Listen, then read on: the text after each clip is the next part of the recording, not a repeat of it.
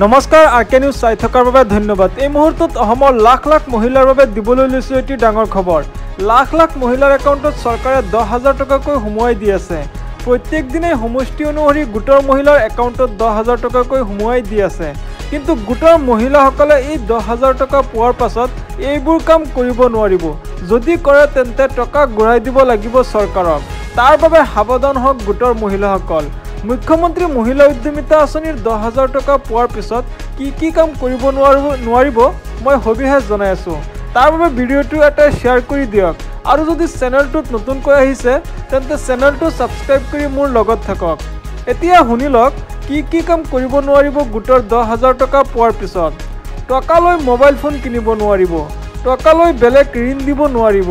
হয়, টকা লোৱাৰ পিছত আপুনি বেলেগ ঋণ দিব নোৱাৰিব, টকা লৈ গিৰিয়েকক দিব নোৱাৰিব। যদি দিয়ে তেন্তে ব্যৱসায় কৰিবলৈহে দিব পাৰিব। টকা বেছি দিনৰ বাবে বেংকত ৰাখিব নোৱাৰিব। গোটৰ টকা লৈ ব্যৱসায়ৰ বাহিৰত আন কোনো কাম কৰিব নোৱাৰিব। হয়, এই 5টা কাম কৰিব নোৱাৰিব গোটৰ 10,000 টকা পোৱাৰ পিছত। আপোনাৰ সমষ্টিত কেতিয়া টকা পাব জনাই আছোঁ।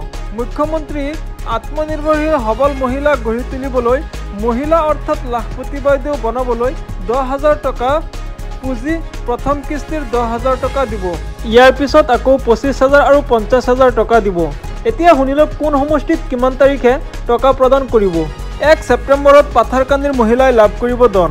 2 ছেপ্টেম্বৰত হোজাইৰ মহিলাই লাভ কৰিব ধন। 3 ছেপ্টেম্বৰত জালুকবাৰী আৰু লাহৰীঘাটৰ মহিলাই লাভ কৰিব ধন। 4 ছেপ্টেম্বৰত ঢেকিয়াজুলিৰ মহিলাই লাভ কৰিব ধন।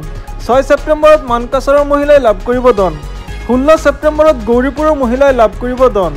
25 ছেপ্টেম্বৰত বিশ্বনাথৰ মহিলাই লাভ কৰিব ধন। 26 ছেপ্টেম্বৰত জোনাইৰ মহিলাই লাভ কৰিব ধন।